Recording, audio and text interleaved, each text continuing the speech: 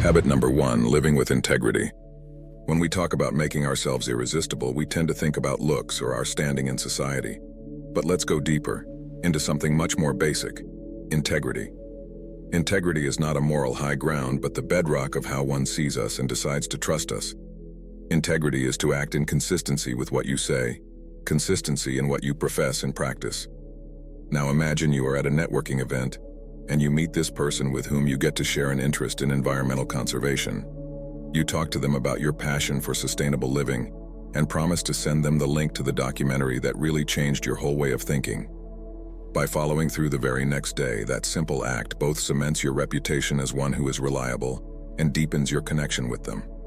You are looked at as someone who sticks to their word. On the other hand, consider that if you don't follow up, that one action might actually make them think you're not sincere in other things you talked about. It is in these little moments that the fabric of our character is tested and on display. After all, as Epictetus put it, if you say you're going to do something, do it. If you start something, finish it. That quote is really not so much about following through on things, but really perhaps more so, a call to be consistent, reliable, and true in our dealings. But living with integrity goes beyond keeping promises. It extends to everyday decisions and interactions. Take, for example, your workplace. Suppose you are assigned a project with tight deadlines and high stakes. The pressure is mounting and cutting corners could easily go unnoticed. However, doing the work at best ability, adhering to ethical practices even when tempted to do otherwise, speaks volumes about integrity. Your colleagues and superiors will notice and remember the same. Such integrity can make you a magnet for respect and admiration, not only professionally but personally too. Integrity also means that one holds their value, even when it means being unpopular or inconveniencing. For example, you are in a restaurant on a date. The waiter accidentally serves you with more expensive food than you had ordered for yourself. It may create a momentarily awkward situation, pointing out the mistake and asking for the correct order. I'm human after all, and so are you. It makes one honest and fair-minded. It is hard to be a person full of integrity. This calls for keeping on practice self-awareness and live with the values of your life each day. However, the respect and trust obtained make of you a person with whom many individuals would like to be associated.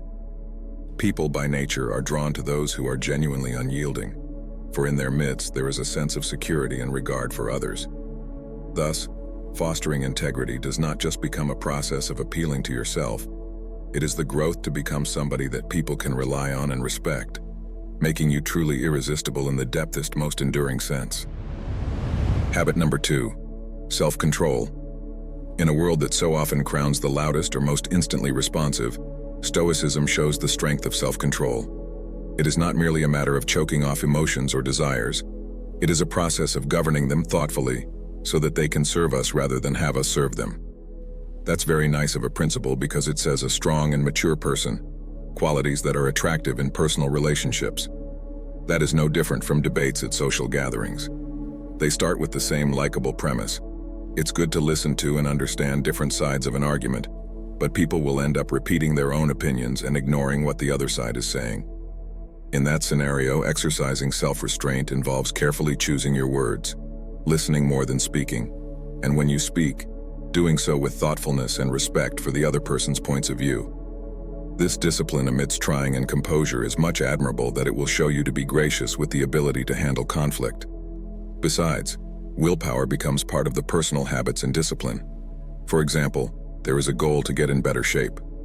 The road is paved with temptations to skip the gym, eat unhealthily, or quit when results aren't showing immediately. Exercising self-control by sticking to your workout routine, making even the least convenient healthier choice of food, and persevering even when progress is slow, shows commitment to the goal. This discipline in others, especially the discipline to pursue personal betterment and growth, will naturally elevate their respect and attraction to you. Saving money isn't just about the big gestures and outward commitments. It's also about the small acts of self-control that are often most powerful in the quiet, unseen moments. Whether you are saving for a large purchase or working towards future security, to save instead of spending lavishly and to budget tightly, even while craving immediate pleasures, signal foresight and responsibility. These are not showy virtues in which one looks for a stable, serious relationship. Self-control enriches your life by empowering you to make decisions that align with your long-term values and goals. It brings calm right to the very core of the crazy maelstrom of life, and thereby is the very assurance, the very constancy, and that depth of character that would make somebody genuinely appealing to other people. Mastering your reactions and choosing actions with great discretion makes one not only a person of substance but someone who exudes a quiet confidence that is universally appealing. Habit number 3, empathy and understanding. Full of empathy and understanding, Stoicism believes that these are the key foundations for deep and meaningful relationships. The practice does not consist of feeling what the other one feels, but searching for comprehension from perspectives, emotions, and motivations without on-the-spot judgment. This quality greatly strengthens your relationships. You become irresistibly attractive since you emerge as a source of relief and confidence. And think of this common situation in a workplace. A coworker is clearly agitated and flustered, as there is a very tight deadline to be met. While others may shy away and think that it is her own problem, showing empathy would mean coming to her and offering an ear to listen and probably help in the management of work tasks. It is not about such understanding pressures that some people may find unbearable, while others may say a few helps can help. It is this understanding that actually turns an ordinary colleague into a faithful friend and reliable ally. Empathy even plays a part in our personal lives. Say you are out on a date, and instead of sharing all of your stories of conquest and achievements, you sit and listen to what she has to say in regards to the hard times she has been going through with an issue at home.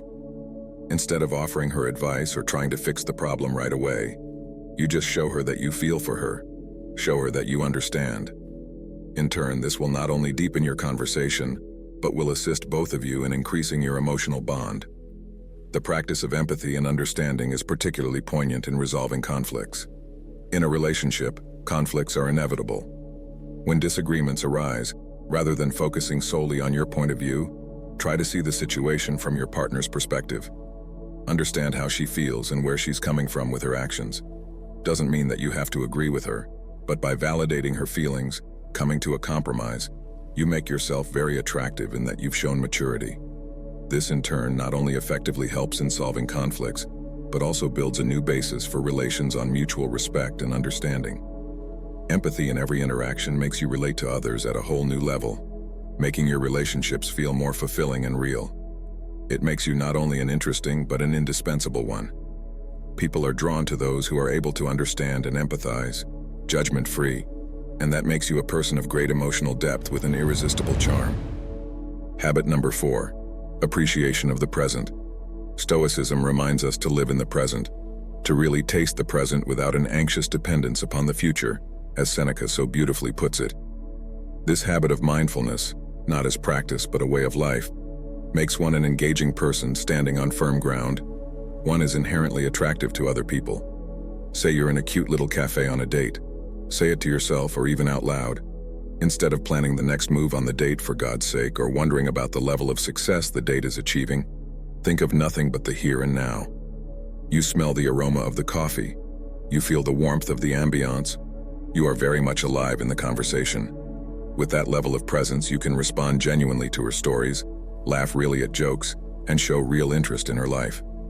Such undivided attention makes your date feel appreciated and special, leaving both of you with an enriching experience. The value of what is before them also reflects in the treatment of the daily routines. Consider your average morning. Most of them are running through breakfast, the mind already considering all the tasks of the day. It is when you take breakfast in a relaxed way, noticing the light of the morning, how it fills the room with rays, and it is when you relish the silence before the busy day starts. This practice not only improved your day, but set a calm, collected tone that influenced others around. Appreciation of the present extends to handling stress. When you are in high-pressure situations, do you panic and get frustrated, or do you stop to take a deep breath and focus on what is front and center? This approach not only helps in effectively managing the situation, but also in keeping oneself composed, making one the pillar of strength in chaotic times. Even in social settings, this trait enhances your interactions. At a party or a gathering, while others might be preoccupied with their phones or distracted by their surroundings, your focus on the conversations and people around you does not go unnoticed. This makes one not human, really interested and fully engaged. These qualities are rare and appealing. In fact, the ability to be fully present is a gift you give yourself and those around you. It shows respect for the value of your time and for the people in your life. A kind of respect, speaking to your character and making you a person others are likely drawn to. With development of this habit, one finds that his relations go deeper. His experiences become more vivid and life is full of moments that are lived, not just passed through. Habit number 5, resilience in adversity. Not only does resilience involve getting up again, but it must be done with such grace that it captures and reassures those surrounding you, especially in romantic entanglements. Think of the impression you will make when you react to the crisis with graceful calm instead of falling apart. You are out on a date at an outdoor concert, and all of a sudden, it starts to pour. When everything goes haywire, you keep your composure and, with a sense of refuge, turn the thing around into a jolly ride by suggesting an impromptu dance in the rain.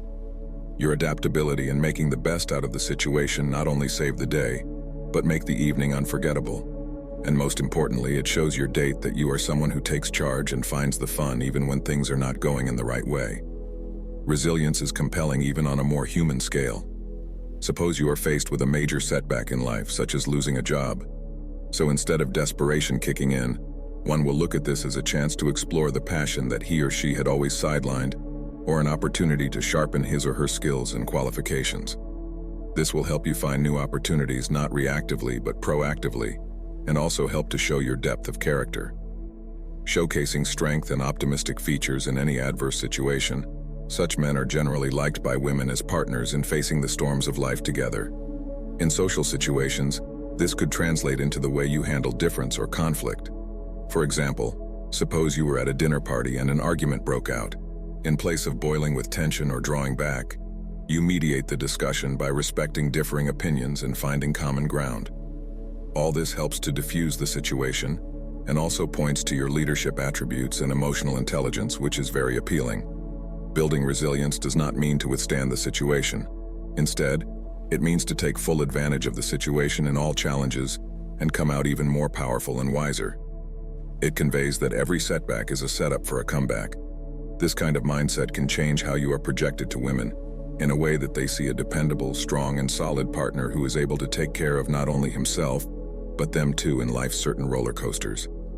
This quality in him, the quality of being steadfast, the quality to uplift the spirit in hard and tough times, is an irresistible quality to endear a person to another. Habit number 6, continuous personal growth. With personal development as one of the cornerstones of Stoicism, it becomes an essential quality that enhances your attraction. It is embracing a lifetime journey of learning and self-improvement, not only for oneself but also for enhancing one's relationships. As Seneca once said, "He who is not every day conquering some fear has not learned the secret of life." This will to always move toward growth only confirms your commitment to evolving, and this commitment will on its own draw people, especially women predisposed to depth and ambition in a partner. Imagine, for example, that you take up learning to play a musical instrument or start to paint. Each of the steps in these learning processes adds not only a new skill to your life, but will make you also more interesting and engaging. For example, when you share this new passion with someone on a date, you're not sharing information on something ordinary. You are sharing part of your emerging self. This openness to new challenges and the capacity to master fresh skills will make your conversations more profound and catchier. It could manifest your commitment to growth in a manner that you would approach your career. Perhaps you may not be the kind of individual who would be pleased by punching in and out of the workplace, but would be searching on how to grow your abilities or knowledge base. This may involve attending workshops, taking classes, or reading widely in your field. By discussing these, it shows that you're not a stagnant person. You are one that pursues excellence and takes matters relating to your professional life into your own hands. This level of ambition and commitment is actually very attractive because it shows that you are the kind of person who takes the initiative and is ready to build a stable future. It is constant development that makes you a flexible and easygoing person. Whether it be adapting to new technologies, orienting towards different cultures, or exploring various philosophies of life, your open-mindedness and readiness to grow make you a distinct person.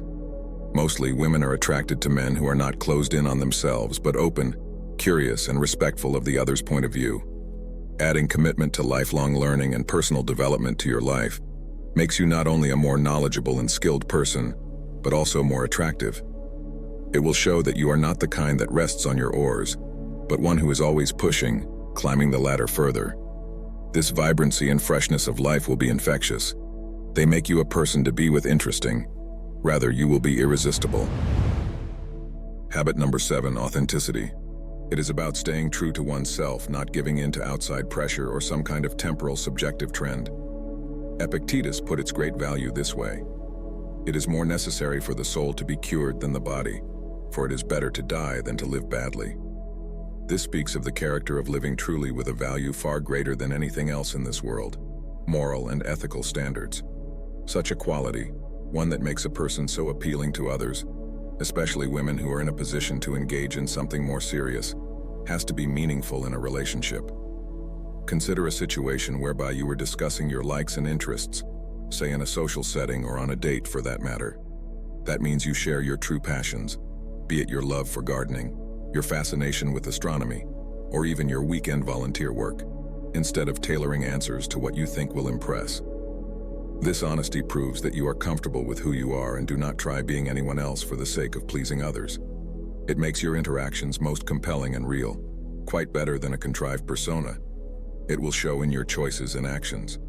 In that respect, given the fact that whenever you weigh your leisure time options, you will settle for the various hobbies that really catch your fancy, not those that could appear to be more acceptable or popular. Whether that means going to a philosophy lecture rather than the in-club or going for a quiet night and reading instead of a rowdy party, that is a choice emanating from your true preferences and will be likely to draw respect from those who respect depth. In this professional world, authenticity would mean sticking to your ethical standards even when every other party under the sun tries to sell you theirs. In fact, this will test your very integrity and offer yet another chance for you to stand out as a leader who values ethical considerations more than short-term gains. Doing so will differentiate you, causing your light to shine bright in the eyes of peers and professionals looking for moral fortitude and principled leadership. This is also a base to develop strong relationships. And by embracing and practicing authenticity, you're not only keeping in line with Stoic principles but are able, at the same time, to develop a presence that is nothing short of refreshing and magnetic. In fact, women, and all people for that matter, are drawn to those who are unapologetically themselves, those who don't wear masks. This authenticity is magnetic, attracting relationships based on real connection and mutual respect that make you irresistibly attractive. Thank you for watching. If you enjoyed this video, I would appreciate if you would give it a thumbs up and become a Stoic Bond subscriber. This would mean a lot to me. Also, feel free to check out my other videos, which I have linked on the screen. Until next time, stay stoic.